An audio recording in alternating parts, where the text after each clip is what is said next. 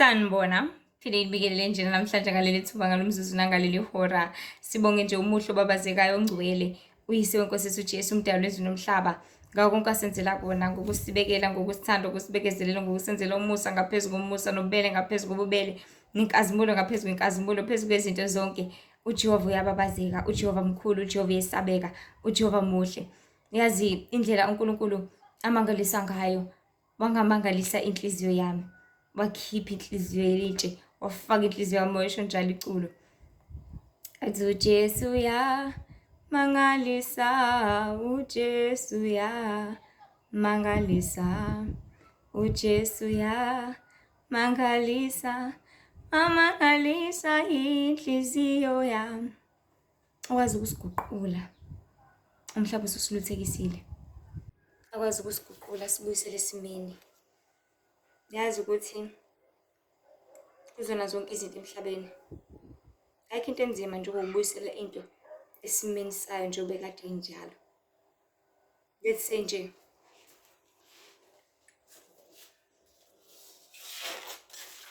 njengoba liphenqekile kanje leli phepha, laphenqa ngalolu hlobo, ayikho into elikhulu njengokuthi kubuyisele liqonde njengoba kade linjalo. Ku-impossible, kuyinto engelula, kuyinto engeke wayitshela ukuthi ingenzeka. Kodwa uNkulunkulu uyakwazi ukuthi akubuyisele esimeni, uyakwazi ukuthi akuqoqe, uyakwazi ukuthi akuhlenge, akuhlambulule, ngoba amanzi ayahlambulula ekwenza konke. Yikho kumyalezo omkhulu nezindaba ezinkulu ukuthi abantu mabazihlambulule, mababhabhadiswe. Ngobani lesa simo lesa uNkulunkulu kade ekudalwe yisona, ucwengekile, ucwecwekile, umuhle, ungcwele, usamntwana ungenasici, ungenasono. Simoshekile, simoshwa umhlaba, simoshwa isono, simoshwa ububi, simoshwa izona zonke izinto ezikhona eziluthekisayo, ezihikisayo, ezenza okubi lapha emhlabeni. Wamosheka kanjalo-ke, kodwa ngethuba nangentuba akwazi ukuthi aphinde acwece uKristu, akwazi ukuthi ngegazi lakhe uhlambulule. Imagine ikwazi ukushintsha ifomu yento. Ngizobeka nje isibonelo, mhlasimpe amazambane. Mhlawumbe bethole ajove ngamakhemikhali ukuze wonke umuntu ozowadla la mazambane afe. Kodwa ngokwabeka nje izandla ukuthi ngegama likaJesu, ngegazi likaJesu, kuvele kusuke konke lokho. Kusuke lonke lelo hlobo lwedimoni elingenza ukuthi la mazambane akulimaze, akubulale. Bese kuhlala umoya kaNkulunkulu ozokwenza ukuthi yonke lento ikuphulukise, ikuphilise, ingakubulali. Ahlambulula umzimba wakho. Unezono inqwaba, unezono emehlweni, amehlo akho angcolile, bukade ubuka amaphoni, bukade ubuka izinto ezingalungile, amamuvi afaka ama-spirits angcolile. Izindlebe zakho zingcolile, bukade ulalela inhlamba, bukade ulalela ukuhleba, bukade ulalela zonke lezi zinto. Sorry. Kodwa uNkulunkulu wazi ukuthi akuhlambulule.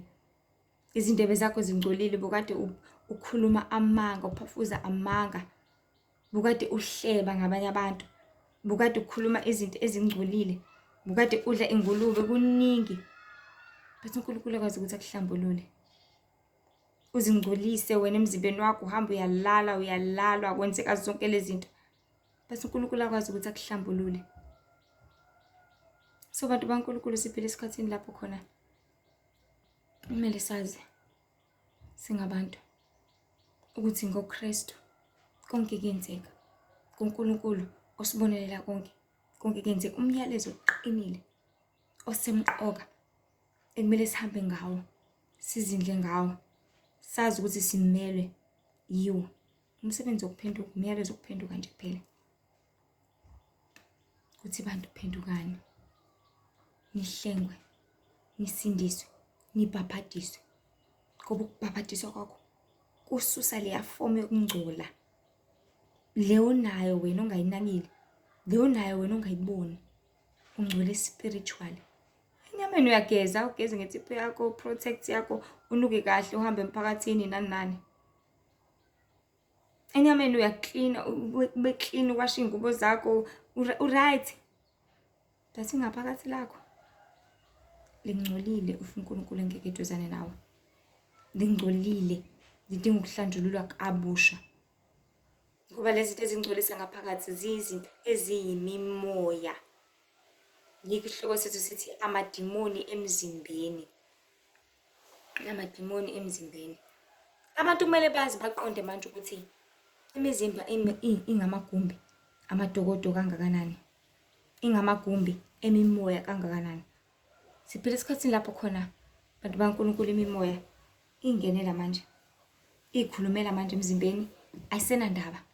Emzimbeni yabantu iyazikhulumela endlebeni, emzimbeni yabantu iyazikhulumela enhlizweni, emzimbeni yabantu iyazikhulumela engqondweni, iyazenzela konke ngobani iyimimoya. Athi umuntu mina ngokuthi kungeyena kodwa ilo moya osukuphila kuye. Sho njalo incwadi yamaRoma, Romans chapter 6, ithi akuseyimi owenza lesono, kodwa sekuyisono esiphila kimi. Isono ilo moya usuphila kuyo, usuyenza noma ungasathandi lento, usubhema idosha noma ungasithandi, sekulesono sesiphila kuyo, sesihleli njalo sesizinzile sesithe zi. Akusewena, mhlasimbe ungene kuwena uyithanda uyinambitheka lento i-right nanani, but usuyenza nsuku zonke, usuyenza mihla yonke, awusathandi, sekuyisono, sekuwububi.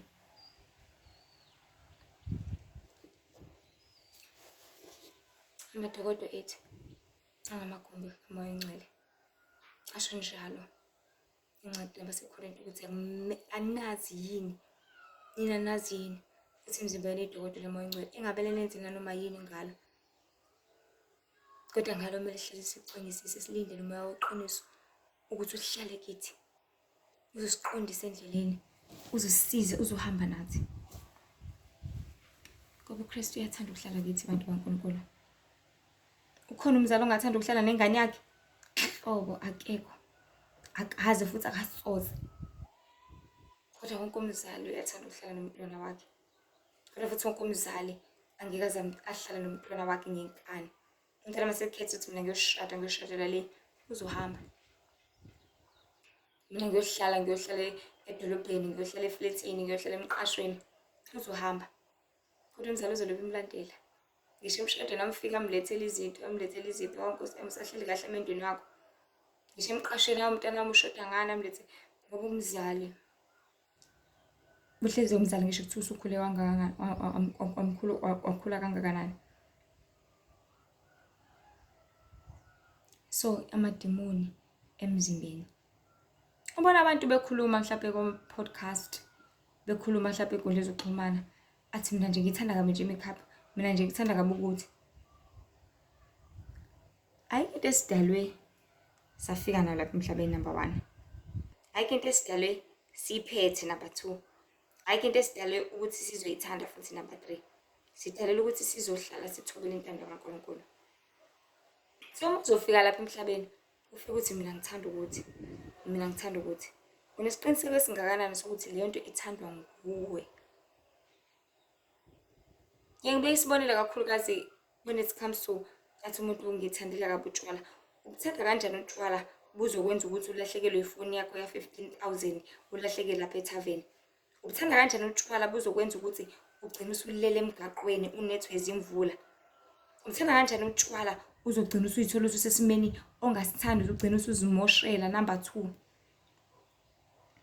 Uthanda kanjani utshwala? Uthanda kanjani mhlawumbe ukugembula okuzokwenza ukuthi ngelinye ilanga uzogembule ngomndeni wakho, ugembule ngomfazi wakho, ngey'ngane zakho, ngemoto yakho, ngemali yakho, nangomsebenzi wakho, ulahlekelwe yona yonke into? Uthanda kanjani leyo nto? Awuyithandi neze, deep down akusiwena. Kodwa ezinye izinto siyazifida, uyifide, uyiyonde ngale nkathi isakungena, usaluthekisa, ebese-ke iyakubusa kanjalo-ke amadimoni emzimbeni. Ngoba le moya uyayamukela, uyinikeze indawo ukuthi nawe uzibonakalise, uziveze, uziqhakambise, ngoba amagumbi ethu angamadokodo. It's like udonga nomuntu ohlala ngaphakathi. uNkulunkulu wakabeka nje ngokusobala nangokucacela ukuthi kufana noma lapha ekhaya kubizwa ngokuthi kaMkhize, kwenye indawo kubizwa ngokuthi kaNjokwe. Uma kuthiwa bayathutha kaMkhize badayisela abantu bakaNjokwe, kuzohlala bakwaNjokwe la, kuzothiwani? Uzoqhubeka kuthiwa Mkhithi, cha, kuzobe sekukanjoko. So obani abantu abangaphakathi, not izindonga. Onjoko ilabantu abangaphakathi abaphila lapha, not izindonga. So imizimba yethu kanjalo ingamadokodo. Umbuzo uthi wena usedokodweni lakho yini? Noma ulahlekisiwe, noma uluthekisile weave, uluthekiswe ubumnandi, uluthekiswe utshwala, uluthekiswe zona zonke izinto ezilahlekisa ingqondo. Ngabe usedokodweni lakho yini isikhathi sifanele? Azothi hayi mina kuwukuthi mina ngiyazenzela ukuthi mina akusiyo wena. Lo moya okhuluma lapha kuwe ovumelile ukuhamba kwakhe enyameni.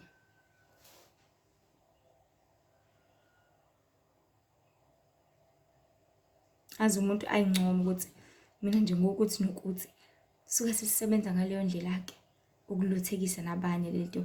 Ngoba into ebalekile mase siqonde abantu baNkulunkulu lapha emhlabeni, it's all about ukusabalalisa. It's all about spreading. It's all about ukuthi nalo akwenze lo, nalo akwenze lo, nalo akwenze lokho. It's all bathi the more the merrier. Yes.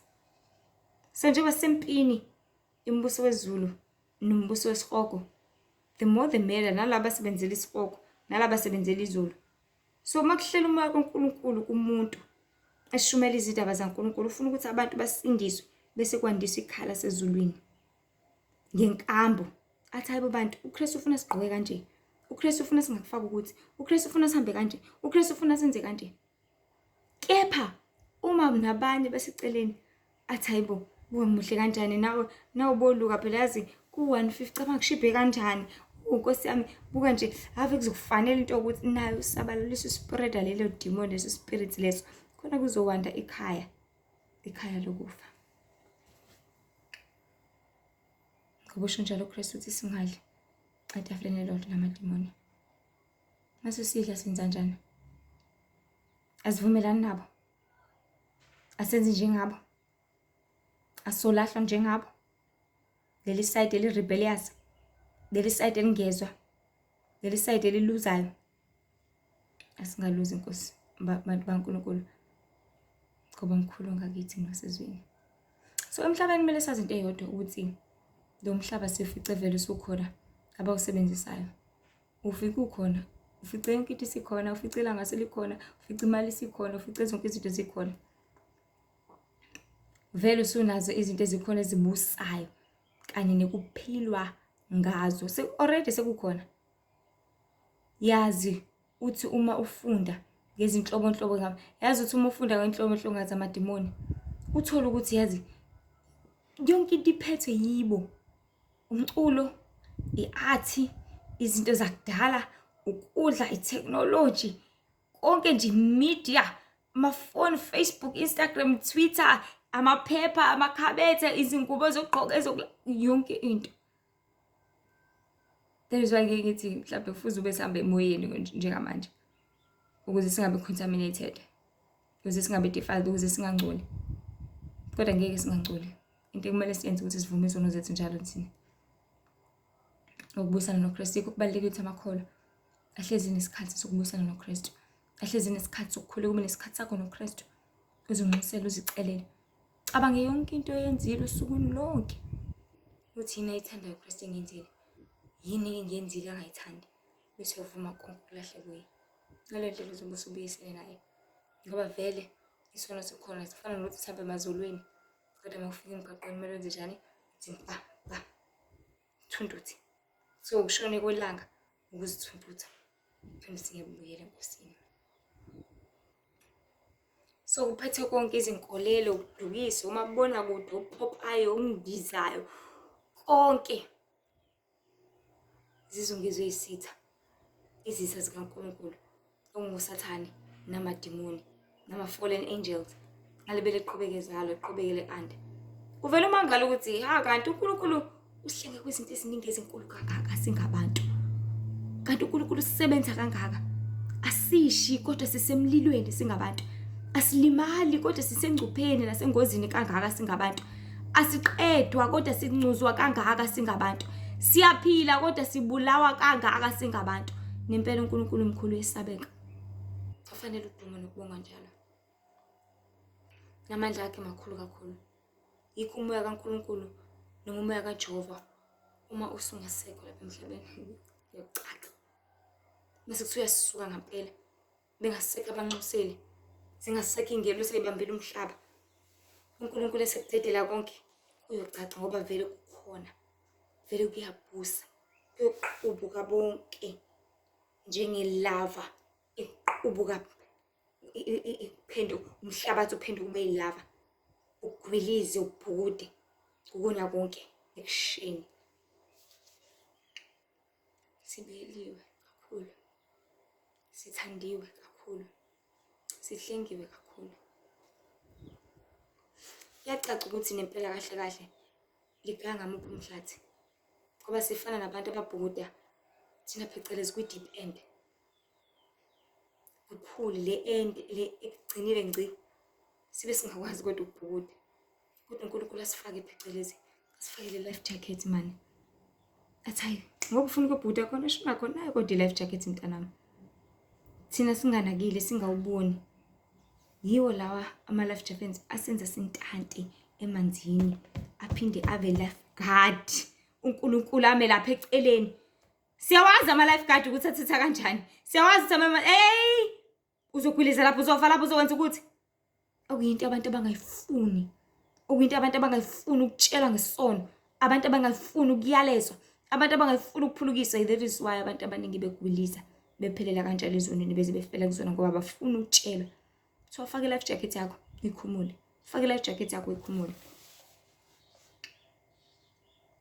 So uhlelo losigada ukuthi asiminzi yini. Uhlelo lokusigada ukuthi sisaphephile yini. Ngoba uyazi ukuthi ungafa nokufa. Uma ubhukuda la ungakwazi ukubhukuda. Yikho uJehova emshaya amthandayo. Mhlawumbe ngesifo efuna buyele kuye. Nendlala efuna acele kuye. Ngenkemba efuna ukuthi azibiyele ngaye athembe yena njalo. Siyazi futhi ukuthi ama life guard ayathethisana. Ngakho ke nathi makhulu amasibancengane manje ngeqiniso kaNkulunkulu. Masisabe ukwenza okubi ngaso sonke isikhathi. Ama life guard awakuncengi ngoba yazi ukuthi uzogwiliza ufe lapha yana. Nase evangeli laNkulunkulu akumele ngabe uyancenga ngoba kuyazi ukuthi isono sizokubulala ufe. Isono asikuncengi. Phuza namandla ukuncengi ngale kwethuna uphuziswa ngenkani. Ubushawa ngapha uyaphuza ngapha uyashawa ngapha uyaphuza ngapha uyashawa ngapha. Amadimoni awakuncengi. Angeza kuncenga.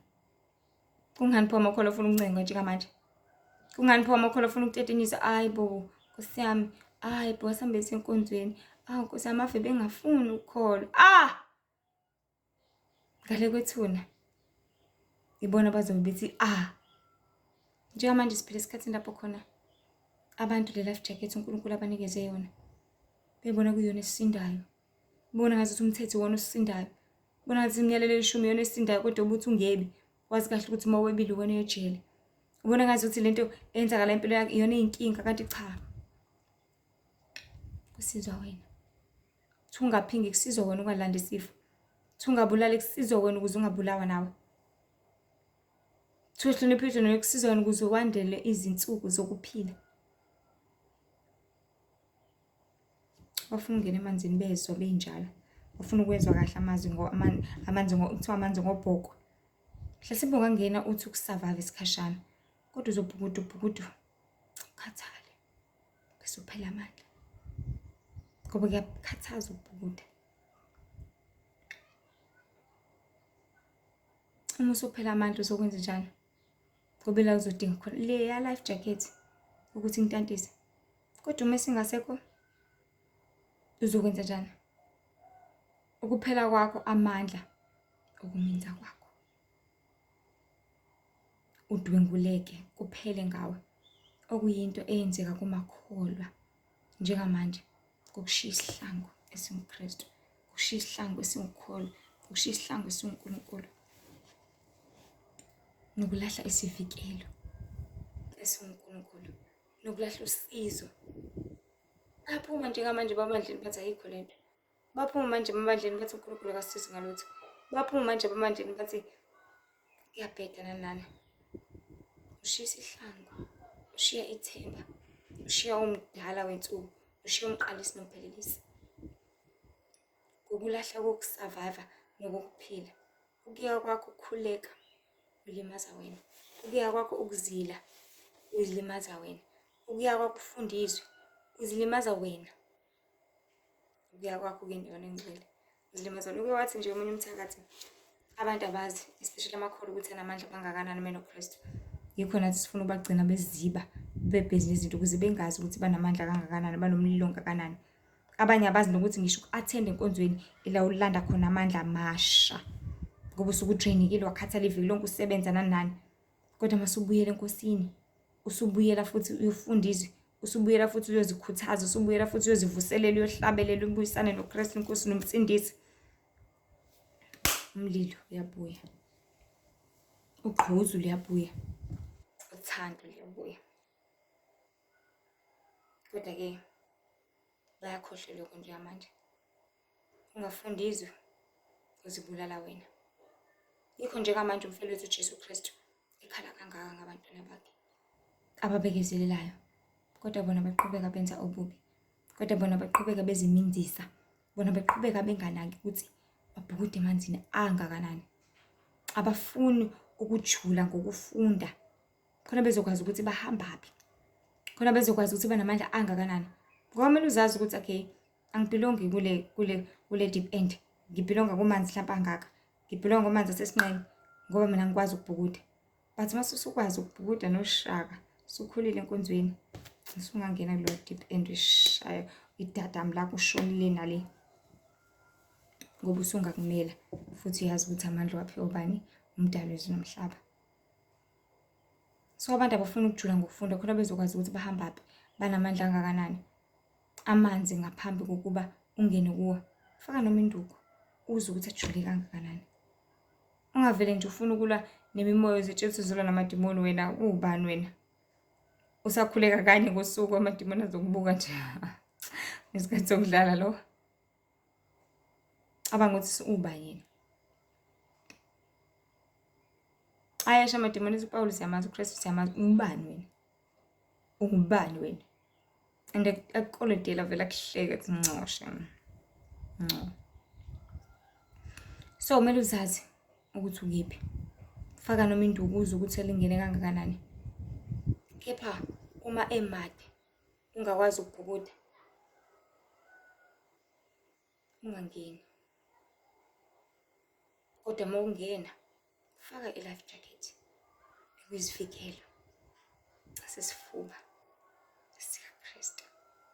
Asela ngakho incwadi nabase-Efeso ukuthi ngihlale njalo sifakile isivikelo sofuba, sifakile ikhanda lethi insindiso, isigqoko sensindiso, isivikelo sofuba siyithemba, sibophe ukhalo lwethu ngaso sonke isikhathi ngeqiniso. Sihlale njalo silungele izinyawo zethu ukuthi zishumayele izindaba zokulunga kwaNkulunkulu. Sihlale njalo silindele ukulwa komcibisholo Nkosi ephoswa isitha. Ngoba uzoqeqesheka, uqeqeshekile, uzokumela konke, uzothi noma usukhathele ukuphendla noma ubhukude uyaphendla. Bese relax bese uyaflutha. Phecelezi ngesilungu bakubiza ngokuthi ukuflutha, ukutanta emanzini mase usukhathele. So okutanta, ukuphumula kodwa ubuyele futhi ubhukude noShaka. Ngoba phela kusayisempini phela.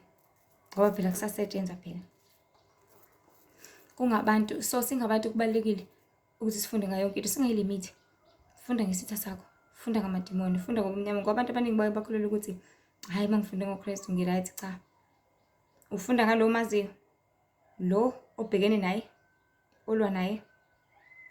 It's like uzothi wena ngizofunda ngocoach wami ukuthi udlala kanjani ibhola, ayifunde ngayo coach wakho. Ayave idlala Nkosi yami, yave iqeqeshekile, ave right. Leya team leyana leyo uzodlala nayo, awusiboni isidingo sokuthi ufunde ngayo. Awusiboni isidingo sokuthi wazi ukuthi athina ama skills abo, athina ama weak point abo, athina ama strengths abo. Khona uzokwazi ukuthi okay mina kumele ngiqinise la nala. Basihlakaniphe. Masifunde sikhule masiqonde sibheke ebunini. So funda ngesitha sakho, funda ngamadimoni, funda ngabathakathi.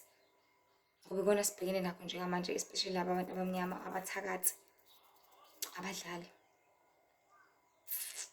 Ubumnyama sibhekene nabo ezweni lakamoya ngoba sibhekene nanyama nagazi, kepha sibhekene nemimoya. Umbuzo uthi iyiphi yona imimoya okuyiyo ekumele siyazi yonke ngokwehlukahlukana kwayo, khona sizokwazi ukuthi siphathe siphi isikali, siphathe siphi nini, kanjani. Siphathe ongenalwazi makaqaphele angangeni kungaphezu kwakhe. Awukwazi uye empini yezibhamu ungakwazi nokuthi kusetshenziswa kanjani isibhamu, uyoyibulala phela lapho wena. Uye empini yabantu abagwazana ngemmese, awukwazi ngisho ukucoca izambane, uyozibulala phela wena lapho. So qaphela ungangeni kungaphezu kwakho, ngoba uzothi mucwila ukhathale uzinikele isithini bese kuba kuphela kwakho kanjalo. So njengamanje imphefumulo yabantu iyabobula, abantu baNkulunkulu iyabobula kakhulu. Abantu bayakhala, basindwa izinto eziningi, izono nawo konke. Kuhle komuntu oveze ingalo ecwila emanzini ethi, iyona ndlela abantu abakhala ngayo leyo njengamanje. Kancane kancane ucela usizo, cela ningisize, uveza uphawu lokuthi uyadinga phela ukuphulukiswa.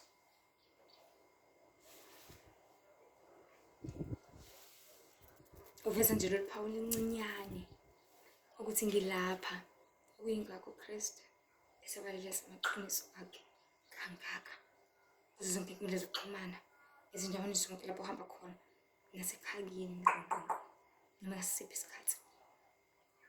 Sabalelisa amaqiniso akhe ukusiza, ngoba iqiniso yilo esithi mase silazi lisikhulule, bese kuba kuye kumuntu ukuthi uyalibambisisa yini noma wenza njani. Ngoba iqiniso liba leyo ntambo ezokuphonsa, uphonselwe yona, uyibambe uthi mayisikudonsa kumele ukuvumele ukuthi kudonsa, ngabusabheka emuva. Kepha abaningi baye bashaya ubheka emuva, buyele acwile umuntu aphinde futhi azane kuzanye, aphinde acwile adonse aphinde futhi kuzanye. Elamathuba okuphila-ke silibele siphila, ngoba egcina kusunguwe kumele uyibambisise le ntambo kufezeke konke. So ngaleyo ndlela abantu baNkulunkulu, imimoya iyazibusela, imimoya emzimbeni, kumzimba wakho evumayo. Ungathathi ngokuthi lo muntu uthi hayi imina, nokuthi akusiyena. Idimoni lisebenza kuye, akusiyena, akayithandi nayo lento akayenzayo. Abanye baze bavuma bathi ngicela ungisize kukuthi nokuthi, ngoba uyaqonda ukuthi akusiyena. So uzothatha ngokuthi umuntu athi hayi phela mina ngiyayithandela ukuthi, mina ave ngiyithandela nje Nkosi yami umcako wami, hayi bo, uzela umcako la. Ngaleyo ndlela imoya ibusela kwimizimba evumayo. Ungathathi ngokuthi umuntu lo uthi yimina, nokuthi akuyena, ukhuluma yilo moya ozikhazimulisayo kulo mzimba. Khona nawe uzolutheka, khona nawe uzogcina ungenile lelo diba, imbusa imoya bese kuba inkinga ngale kwalasha. Ngoba yonke le mimoya iyasebenza, isebenzela ukuthi inqwabe ikalasha. Kufana nasetafuleni likathisha eklasini, aphume uthisha anikeze umunye ukuthi ahlale etafuleni lakhe afundise iklasi lakhe. Nathi masazi bantu baNkulunkulu ukuthi konke okungakususa ebukhoneni baNkulunkulu, ebukhoneni beNkosi, ukuphikisana neqiniso kaNkulunkulu, akusikona okumele ukulalela. Ngoba uthisha kusayiklasi lakhe, ngithi uthisha kusayindawo yakhe, kodwa ngenzeka kuhlala omunye uthisha ukuthi afundise.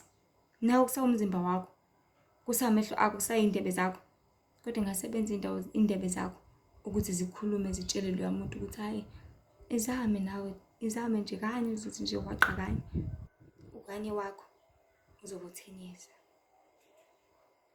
Kusawuyena uthi uyambuza ngelinye ilanga, hawu mfethu ukuthe nje uzongisiza, thebo ngihlangana lapho nawe mina. Kufana nama-situations la thola ukuthi uzoba ne-blesser, lifike lispoile ingane, lispoile ingane, lispoile ingane.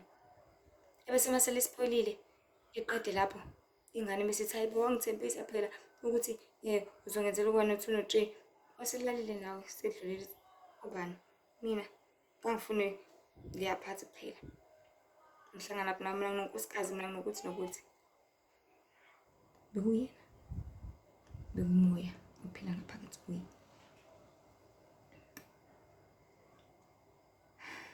Masazi bantu bakaNkulunkulu ukuthi konke okungasuse ebukhoneni benkosi okuphisana neqiniso likaNkulunkulu akusikona kumele sikulalele, akusikona kumele sikuthathe, akusikona kumele sikwenze sikusebenzise. Ngoba konke sifike sesibekele kona vele lapha emhlabeni nesisibe kuphela cha, besho njalo. Konke kuyimfihliso, konke kungamanga, akusizi ngalutho. Thina nje masilangazelele kwaphezulu ngaso sonke isikhathi. Yikho uKristu ethi uma ninokudla nezihamba aneliswane lokho, ningafuni okuyize, ningafuni ongaphezulu, ngoba ngokufuna konke lokho umnako yeza ikona uzokulahlekisa kuluthekise. Nangalo myalezo, nangalo mzuzu, nangalo lethuba, izindaba ezimnandi zombuso wezulu bantu kaNkulunkulu zithi bantu phendukani, ngoba umbuso wezulu ususondele. Nihlengwe, nisindiswe, nibhabhadiswe, nilahle zonke izinto ezimbi, nilahle konke okubi, zonke izono, ngoba umbuso wezulu ususondele. Ukufa kusondele kakhulu, ukuphela kwezinto zonke sekufikile. Isikhathi simanje, isikhathi siyaphela.